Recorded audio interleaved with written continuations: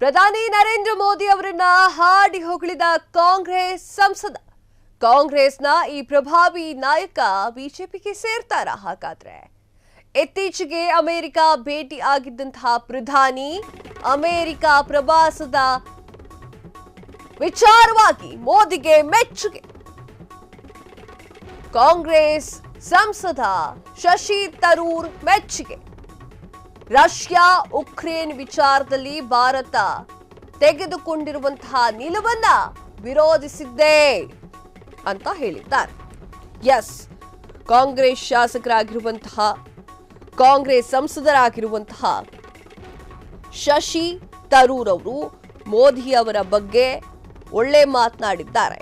ಇತ್ತೀಚೆಗೆ ಅಮೆರಿಕ ಭೇಟಿಯಾದ ವಿಚಾರದ ಬಗ್ಗೆ ನರೇಂದ್ರ ಮೋದಿ ಅವರನ್ನ ಹೊಗಳಿ ಹಾಡಿ ಹೊಗಳಿದ್ದಂತಹ ಕಾಂಗ್ರೆಸ್ನ ಸಂಸದ ಶಶಿ ತರೂರ್ ಈಗ ಮತ್ತೆ ಪ್ರಧಾನಿ ನರೇಂದ್ರ ಮೋದಿಯ ಬಗ್ಗೆ ಮೆಚ್ಚುಗೆಯ ಮಾತುಗಳನ್ನ ವ್ಯಕ್ತಪಡಿಸಿದ್ದಾರೆ. ಈ ಬಾರಿ ಉಕ್ರೇನ್ ಹಾಗೂ ರಷ್ಯಾ ಯುದ್ಧಕ್ಕೆ ಸಂಬಂಧಪಟ್ಟಂತೆ ಮಾತನಾಡಿದ್ದಾರೆ ಶಶಿ ತರೂರ್ ಅವರು.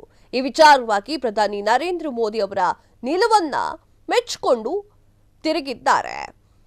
ಎಸ್, ಹಾಗಾದ್ರೆ ಏನ್ ಹೇಳಿದ್ದಾರೆ ಅನ್ನೋದ್ರ ಬಗ್ಗೆ ನೋಡ್ಕೊಂಡು ಬರೋಣ ಬನ್ನಿ.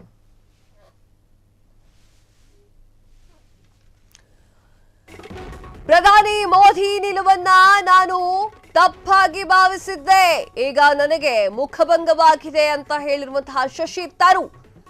ಪ್ರಧಾನಿ ನರೇಂದ್ರ ಮೋದಿ ತೆಗೆದುಕೊಂಡಿರುವಂತಹ ನಿಲುವುಗಳು ಸ್ವಾಗತಾರ್ಹ, ರಾಜತಾಂತ್ರಿಕ ಮಾತಿನೊಂದಿಗೆ ಪರಿಹಾರ. ಪ್ರಧಾನಿ ನರೇಂದ್ರ ಮೋದಿಯ ನಿಲುವು ಮೆಚ್ಚುಗೆಗೆ ಅರ್ಹವಾಗಿದೆ. ರಷ್ಯಾ ಉಕ್ರೇನ್ ನಡುವೆ ಶಾಂತಿ ಸ್ಥಾಪನೆ. ಮೋದಿ ಮಾಡಿದಂತಹ ಪ್ರಯತ್ನಗಳನ್ನ ಇಡೀ ಜಗತ್ತು ಮೆಚ್ಚಿಕೊಂಡಾಡ್ತಾ ಇದೆ.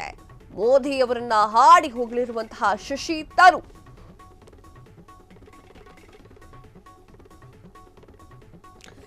ಎಸ್, ನಾನು ಈ ಹಿಂದೆ ರಷ್ಯಾ ಹಾಗೂ ಉಕ್ರೇನ್ ವಿಚಾರದಲ್ಲಿ ಭಾರತ ತೆಗೆದುಕೊಂಡಿರುವಂತಹ ನಿಲುವನ್ನ ವಿರೋಧಿಸಿದ್ದೆ. ಭಾರತದ ಪ್ರಧಾನಿ ಮೋದಿ ಅವರು ನಿಲುವನ್ನ ನಾನು ತಪ್ಪಾಗಿ ಭಾವಿಸ್ಬಿಟ್ಟಿದ್ದೆ, ಈಗ ನನಗೆ ಮುಜುಗರವಾಗ್ತಾ ಇದೆ ಅಂತ ಹೇಳಿ ಶಶಿ ತರೂರ್ ಹೇಳಿಕೆಯನ್ನ ನೀಡಿದ್ದಾರೆ.